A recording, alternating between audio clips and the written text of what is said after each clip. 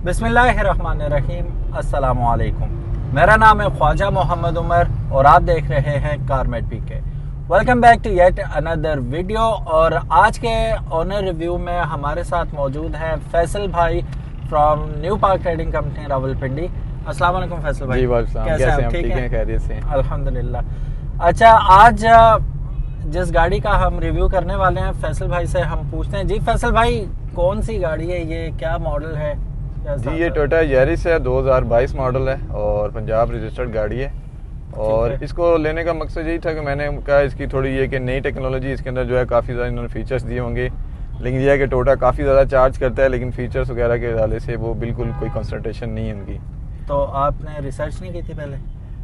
Basically research नहीं की थी, कोई गाड़ी एक्सचेंज करनी थी, एक्सचेंज में ये गाड़ी आ गई थी, तो बहरहाल इसकी मैंने ज़्यादा रिसर्च नहीं की इसके अंदर क्या फ़ीचर्स हैं। एज़ कम्पेयरडली इसके अगर देखा जाए तो इंडिया के अंदर इसी भी यारिस के अंदर काफ़ी ज़्यादा फीचर्स एडवांस उसके अंदर स्पेक्स काफ़ी ज़्यादा हैं। हमारे पाकिस्तान में ये है कि जो गाड़ी आती है मतलब वो नाम तो होता है उसका, लेकिन उस हिसाब से फीचर्स उसके नहीं होते, काम नहीं होता, काम भी नहीं होता, नाम होता है काम नहीं होता। और प्राइसिंग को देखा जाए तो पिछले तकरीबन हर माह से मैं देख रहा हूँ टोयोटा का नोटिफिकेशन हमें आता है, उनके ऑफिशियल पेज पे भी और पार्क व्हील के ऊपर भी अपडेट्स आती हैं कि प्राइसिंग जो है बढ़ गई है। अभी भी रिसेंटली इन्होंने प्राइसिंग बढ़ाई है तमाम मॉडल्स के अंदर, और रिसेंटली जो रोको है वो भी मैंने बुक करवाया था, तो उसके ऊपर भी जो है प्राइस की 10 लाख की जंप हुई है। तो वो एक्स्ट्रा पे किए हैं? जी बिल्कुल एक्स्ट्रा पे किए हैं, और अभी भी मैंने उसकी जब बुकिंग करवाई है तो उसके ऊपर उन्होंने कंपनी के मैनेजर ने बोला है कि इसके ऊपर अगर प्राइस बढ़ी तो आप देंगे, तो मैंने कहा आप इसको कैंसिल कर दो। फिर मैंने जब उनको बोला कैंसिल करते हो तो उन्होंने कहा जी हम आपको इसी प्राइस टैग में दे देंगे 1/17 की इनवाइस के अंदर ही। अच्छा, तो वो जस्ट आप लोग भी देख रहे हैं, अगर आपने बुकिंग कराई है कैंसिलेशन की थ्रेट दें तो ऐसे ही है। उसमें ना मैंने 3-4 जो है टोयोटा डीलर्स हैं जो पिंडी इस्लामाबाद के, वहाँ से कॉन्टैक्ट किया। उन्होंने कहा इनकी जो टोयोटा की पॉलिसी है उसके अंदर उन्होंने डिटेल में इसे मेंशन किया हुआ है कि अगर आप कोई भी गाड़ी की प्राइसिंग बढ़ती है ड्यूरिंग आपकी बुकिंग में तो आप जो है उसकी जो डिफरेंट होगा वो पे करेंगे। और सेकेंडली उन्होंने ये भी लिखा हुआ है कि इन केस किसी वजह से प्रोडक्शन स्टॉप होती है या टाइम पीरियड बढ़ता है तो उसके ऊपर भी जो भी होगा वो कस्टमर बियर करेगा, टोयोटा कोई भी कंपनसेशन नहीं आपको देगा उसके ऊपर। बड़े भरे पड़े आप टोयोटा के खिलाफ। अच्छा, जैसे ही हम गाड़ी उसकी वजह यह है कि अभी मैंने जो है ना, मेरा काफ़ी शौक था इसका रोको का, तो वो मैंने बुक करवाई थी। तो जब उन्होंने कहा जी कि हमें प्राइसिंग के ऊपर कॉम्प्रोमाइज़ नहीं करेंगे, आपको प्राइस देनी पड़ेगी, हालांकि हम फुल पे भी करें तभी, तो फिर मैंने उनको बोला कि मैनेजर को, मैंने कहा आप कैंसिल कर दो, और लास्ट डेट थी 31 जनवरी। फिर उन्होंने कहा जी कि हमारी क्लोजिंग है तो आपकी कमिटमेंट है, आपकी प्राइस अगर बढ़ भी गई तो आपको इसी प्राइस टैग में हम डिलीवर करेंगे। वो खुद बर्दाश्त कर लेंगे। बिल्कुल ऐसे ही। और ये मशवरा भी दिया है 2-3 डीलर्स ने, उन्होंने कहा कि आप उनसे कमिटमेंट ले लें कि अगर प्राइस बढ़ी तो आप इसी प्राइस टैग में देंगे, हमें एक्स्ट्रा चार्ज नहीं करेंगे, आपको 100% पेमेंट दे रहे हैं गाड़ी की। ये इसी को टोयोटा को, मैं आपकी बात काट रहा हूँ, इसी को टोयोटा को भी देखते हुए अभी रिसेंटली मैंने सुजुकी का भी सुना है, सुजुकी ने भी ये पॉलिसी कर दी है। हालांकि सुजुकी पहले इसी तरह था कि जो आप बुकिंग करवाते उसी प्राइस टैग पे आपको गाड़ी मिलती थी। अभी सुजुकी ने भी 1 जनवरी से कर दिया है कि अगर आपकी कोई भी गाड़ी आप XYZ कोई भी उनकी मॉडल बुक करवाते हैं, उस दौरान ही अगर कोई प्राइस बढ़ती है तो आपको एक्स्ट्रा पे करना पड़ेगा, चाहे 100% पेमेंट देते हैं। कंपनी हैंड्स अप कर लेगी, कंपनी हैंड्स अप कर लेगी। अगर प्रोडक्शन में भी कोई प्रॉब्लम आती है या उनकी जितनी भी CKD किट्स वगैरह आ रही होती है, इंपोर्ट के अंदर जो भी आइटम्स आते हैं उसमें डिले आता है, तो वो कस्टमर बियर करेगा, कंपनी कुछ भी नहीं करेगी आपके लिए। बस कस्टमर जाने और फिर कस्टमर ही जाने, ऐसे ही है। अच्छा, अभी बात करते हैं हम यारिस की। बात कहाँ से कहाँ, आप कब से गुस्से में बैठे? बात कोई और करनी थी, कहाँ से निकल गए? हाँ, लेकिन यह है कि ये काफ़ी चीज़ें ना जो कस्टमर को शायद नहीं पता होती, मुझे भी तभी पता चली जब मैंने इसकी बुकिंग कराई, क्योंकि मैं बेसिकली होंडा का यूज़र हूँ। मैंने सिविक भी रखी हुई है, सिटी भी रखी हुई है, तो होंडा की हमने जितनी अभी बुकिंग करवाई, पेमेंट हमें उसी प्राइस टैग में ही गाड़ियाँ मिली हैं। मतलब उनकी हालांकि ये पॉलिसी है, लेकिन यह है कि उन्होंने कभी इस तरह किया नहीं। जब आपने पेमेंट 100% कर दी तो उन्होंने यह है कि थोड़ा टाइम पीरियड डिले हुआ है, लेकिन वही प्राइस टैग पे ऊपर हमें गाड़ियाँ सिविक भी मिली है, सिटी भी मिली है। तो ये टोयोटा का जब फर्स्ट एक्सपीरियंस हुआ है तो फिर पता चला कि इसके अंदर ये सारे टर्म्स एंड कंडीशन भी होते हैं। अच्छा, चलें अब यारिस की तरफ वापस आते हैं। आपने जिक्र किया आप दूसरी गाड़ियाँ भी चलाते रहे, जी। इस गाड़ी में बैठते ही क्या चीज़ आपको, पहले अच्छी चीज़ों की बात कर लेते हैं कि क्या चीज़ सबसे अच्छी लगी? अच्छी चीज़ मुझे इसकी सस्पेंशन लगी है। इसकी सस्पेंशन काफ़ी अच्छी है टोयोटा की, और एज़ कम्पेयर टू सिटी का कंपैरिजन में देखा जाए, क्योंकि सिटी के कंपैरेटिवली ये उसकी चल रही गाड़ी उसका समझ लें उसका मुकाबला कर रही है, तो उस वाले से ये है कि इसके अंदर गाड़ी के अंदर जो है वो सस्पेंशन सिटीज़ के कंपैरेटिवली काफ़ी अच्छी है, सीटिंग भी काफ़ी अच्छी, स्पेस भी काफ़ी अच्छी है, और जो सस्पेंशन है वो भी काफ़ी अच्छी मुझे लगी एज़ कम्पेयर टू सिटी। तो ये थोड़ा सा इसमें प्लस पॉइंट है। बाकी इसके अंदर जो फीचर्स में जो इसके डिसएडवांटेज में जाएँ तो उसमें यह है कि इन्होंने यहाँ पे जो है वो सिंपल सा दिया हुआ है यहाँ पे जी एंटरटेनमेंट सिस्टम जो है, ऑडियो सिस्टम जो इसके ऊपर लगा है, तो इसके अंदर एंड्रॉइड अगर देता जाए तो काफ़ी अच्छा होता। और दूसरा इसके अंदर कैमरास भी नहीं है फ्रंट एंड बैक के ऊपर। प्राइस देखें तो काफ़ी स्क्रीन ही लगी हुई, बिल्कुल, तो पीछे रियर व्यू कैमरा भी नहीं है। वो अब ये इलादा से 25-30 हज़ार रुपए का खर्चा बिल्कुल ऐसे, बिल्कुल नॉर्मली इतना लग जाता है।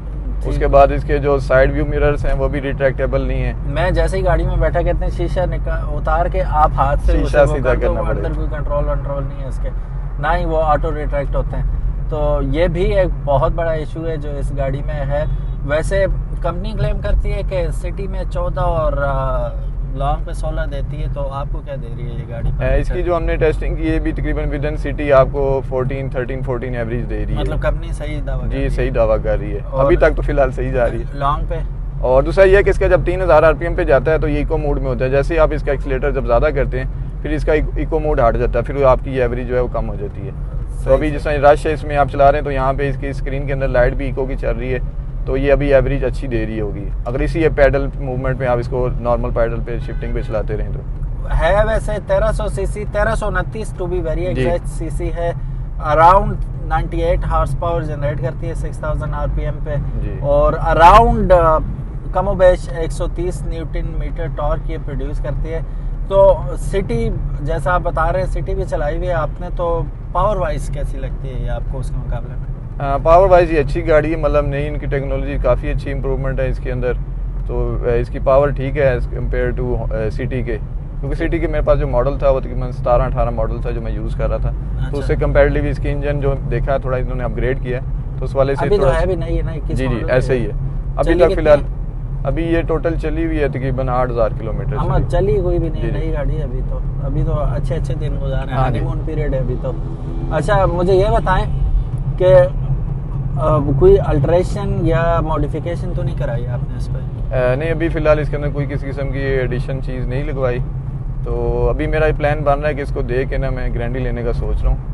अच्छा फिर मुड़ के टोयोटा ही? हाँ टोयोटा ही ले रहे हैं, लेकिन ग्रैंडी ये कि सबसे मेन चीज़ है उसकी थोड़ी शेप अच्छी है। ये यारिस की थोड़ी शेप मुझे पसंद नहीं आई, तो इसकी जो फ्रंट लुक वगैरह चीज़ें बनाई हैं वो थोड़ी सी मुझे अच्छी नहीं लगी। बाकी ये है कि जो कंपनी की अपनी रिसर्च एंड डेवलपमेंट है, तो मुझे जो ग्रैंडी है उसकी जो फ्रंट लुक है, उसकी जो बॉडी स्ट्रक्चर डिज़ाइन है वो काफ़ी अच्छा है। लाइट्स वगैरह काफ़ी अच्छी बनाई है। सही। आप मेरी एल्सविन के बड़े आगे पीछे घूम रहे थे, क्या सीन है? जी इसके कंपैरिजन में देखें तो वो एल्सविन मैंने देखी थी, उसका सबसे चीज़ मुझे अच्छी लगी कि उसका मुझे मटेरियल जो स्पेशली बॉडी का स्ट्रक्चर है वो काफ़ी अच्छा लगा। काफ़ी हैवी गेज उन्होंने एल्सविन ने यूज़ की हुई है। उसका इंटीरियर भी अंदर मैंने देखा है काफ़ी अच्छा है। हालांकि टोयोटा यहाँ पे टॉप लीडिंग ब्रांड है पाकिस्तान के अंदर। अभी तो वो कंपनी आई है, तो वो इतने अच्छे मॉडल्स भी दे रही है, उसने मार्केट भी कैप्चर कर ली है। तो ये कि टोयोटा को भी चाहिए कि इम्प्रूवमेंट करें क्वालिटीज़ के अंदर भी, और स्पेशली फीचर्स के अंदर जो है वो इम्प्रूवमेंट लेके आए। टोयोटा का हमेशा से यही रहा है ना, होंडा के साथ मुकाबला तो रहा है इसका, लेकिन फीचर्स के मामले में होंडा को कभी टच नहीं किया इसने। बिल्कुल ऐसे हमेशा पीछे रही है टोयोटा। अब चूंकि अब वो चंगान भी आ गई, तो उसने तो सिटी और ये अपनी यारिस और बाकी गाड़ियों की भी वो सही क्लास ले ली ना। उनके बेस मॉडल में आपको ABS भी मिलेगा, अलॉय व्हील्स भी मिलेंगे, फ्लोटिंग स्क्रीन मिल जाती है 7 इंच की। जैसे आप जिक्र कर रहे थे हैवी उन्होंने ड्यूटी मेटल यूज किया हुआ उसकी बॉडी में, बिल्ड क्वालिटी जबरदस्त है। ऐसे ही है। तो इसमें वो पैसे उससे तकरीबन काफी ज्यादा है। हाँ जी, लेकिन उस हिसाब से क्वालिटी फीचर्स नहीं है। तो वो फिर बंदा ये इसलिए गुस्से में थे, इसलिए वो कर रहे थे कि चूंकि इन्होंने मुआवजा कर रखा है ऑलरेडी। हाँ जी ऐसे ही। तो उस वजह से क्लियर कट एक चीज़ है, जिस बंदे के जेब से पैसे गए हुए होते हैं तो वो सही पता होता है कि क्या सीन है। बहरहाल ये नो डाउट टोयोटा का नाम है, नो डाउट रीसेल कमाल की रीसेल है इसकी, और शायद ये रीसेल ही है जिसकी वजह से लोग अभी भी खरीदते हैं इसे, कि पीस ऑफ माइंड होता है whenever I want to sell it it's gonna be sold like बिल्कुल ऐसे अगर इसका मैं आज भी नॉर्मल एड्स लगाता हूं तो मुझे ये विद इन वीक भी इंशाल्लाह ये सेल हो जाएगी। अभी तो ये आपको ठीक ठाक मुनाफा ऐसे ही बिल्कुल ऐसे ही। या मैं अगर मार्केट में किसी डीलर को भी देना चाहूँ तब भी मेरी इजीली ये सेल हो जाएगी। तो इस मामले में ये है कि टोयोटा की अगर आप कोई भी प्रोडक्ट लेते हैं तो आपकी फौरी इंस्टेंट सेल हो जाती है। और दूसरा होंडा से कंपैरिजन में इसका एक और प्लस पॉइंट ये है कि इसका पार्ट्स आपको काफ़ी रीजनेबल मिल जाता है। होंडा के सस्ते पार्ट और हर जगह इजीली अवेलेबल है। ये है कि टोयोटा का नेटवर्क काफ़ी अच्छा है और पार्ट्स आपको इजीली मिल जाता है। होंडा का बाज़ दफ़ा होता है कुछ आइटम शॉर्ट्स होती हैं तो आपको ऑर्डर भी करनी पड़ती हैं और उनकी जो लिस्ट है उसके मुताबिक आपको अवेल मिलती है जो जेन्युइन पार्ट्स होते हैं। अच्छा जी, सेफ्टी की बात करें तो 2 एयरबैग्स आपको इसमें मिलेंगे, ABS मिलेगा, है तो ये इसमें क्या नाम है, ऑटो कह रहा हूँ, क्रूज कंट्रोल तो है ही नहीं है, क्रूज कंट्रोल नहीं है। मैं भी कहने लगा था वो अडॉप्टिव क्रूज कंट्रोल, तो पहले क्रूज ही नहीं है तो अडॉप्टिव कहाँ से होगा। ट्रैक्शन कंट्रोल है इसके अंदर। हाँ, ट्रैक्शन कंट्रोल बिल्कुल आपको इसमें मिल जाएगा। मिस तो नहीं करते आप जी सिटी कंट्रोल को? हाँ मिस करते हैं बिल्कुल। ऐसे मैंने बताया ना, इसी में अगर आप इंडिया में देखें तो उसके अंदर काफ़ी ज़्यादा फंक्शंस हैं। इंडिया का बोल के दिल जन्ना जलाए ना, इंडिया में तो बहुत ही सस्ती और बहुत ही कमाल। मतलब हम ज़्यादा दूर नहीं जाते ना, हमारे नेबर्स में ही है। इंडिया में देख लें, चाइना में आप देख लें, इवन के चाइना के अंदर भी टोयोटा की प्रोडक्ट चलती हैं, तो वहाँ पे भी जो की फीचर्स उसके अंदर जितने भी डले हुए हैं काफ़ी ज़्यादा एडवांस हैं। तो क्योंकि पाकिस्तान वाले क्यों नहीं करते ये हमें समझ नहीं आती कि प्राइस भी आप इतनी ज़्यादा चार्ज कर रहे हैं, प्राइस बढ़ा भी रहे हैं डे बाय डे और हर मंथ ही बढ़ा रहे हैं, तो उस हिसाब से फीचर्स नहीं दे पा रहे। ये आपको कितने में पड़ी थी वैसे?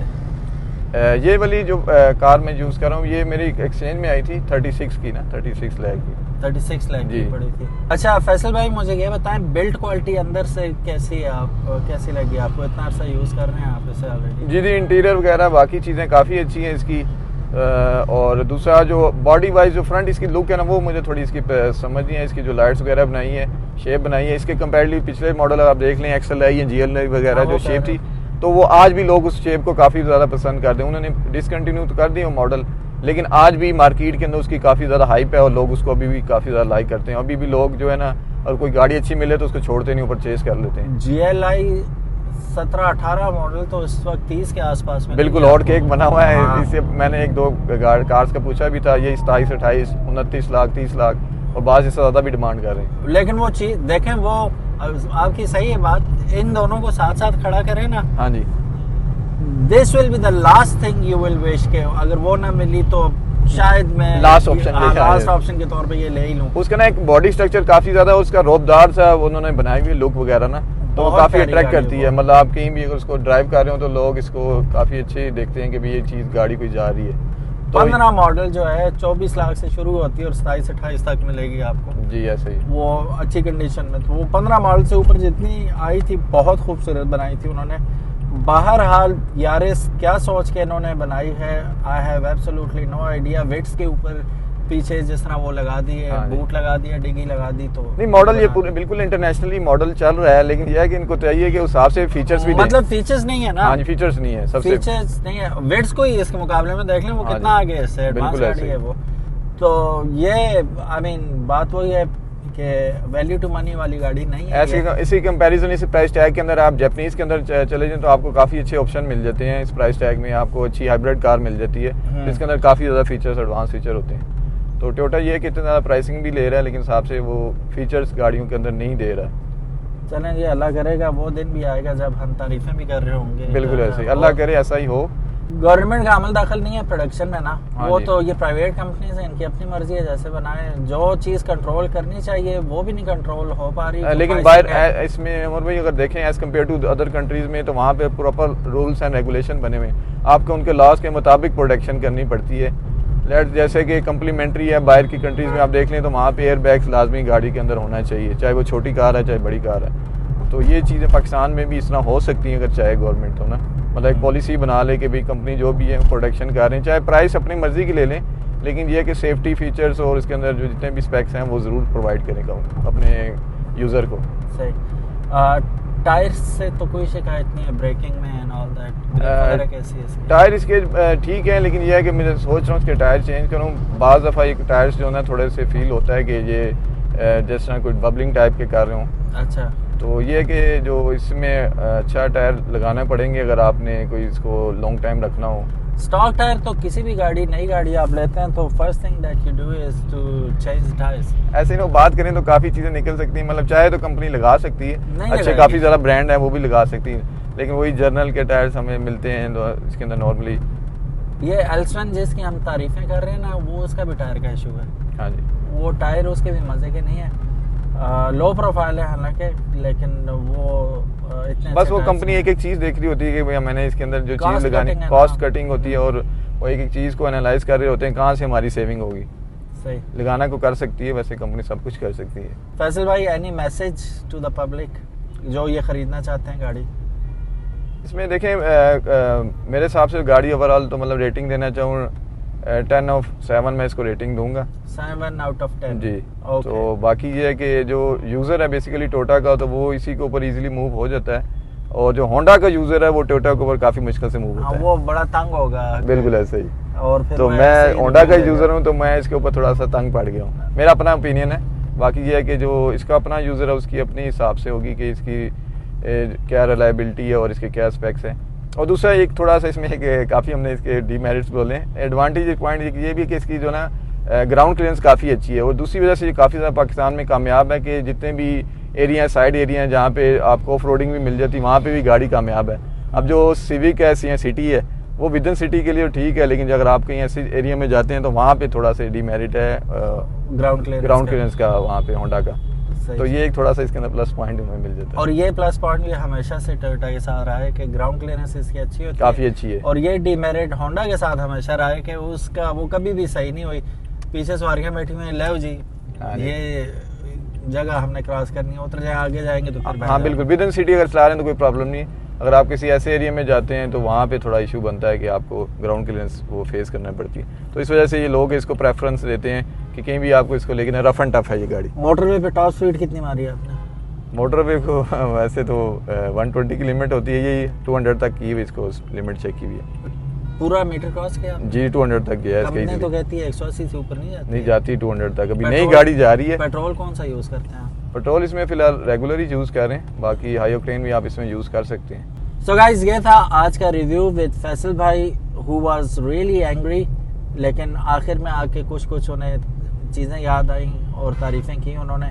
लेकिन बात वही है, जिन्होंने यारिस रखी हुई, और ना सिर्फ यारिस रखी हुई है, सिटी या इसके मुकाबले में एल्सन चलाई हुई है, तो उन्हें बखूबी अंदाज़ा है इस चीज़ का कि जो फीचर्स 10-10 लाख रुपए कम में चाइनीज़ गाड़ियाँ आपको दे रही हैं एज स्टैंडर्ड, वो इसमें आपको इतने ज़्यादा पैसे भर के भी वो नहीं मिल रहे, और बिल्कुल ही स्टैंडर्ड किस्म की गाड़ी आपको दी जा रही है, बेसिक किस्म की गाड़ी दी जा रही है, which is not fair at all.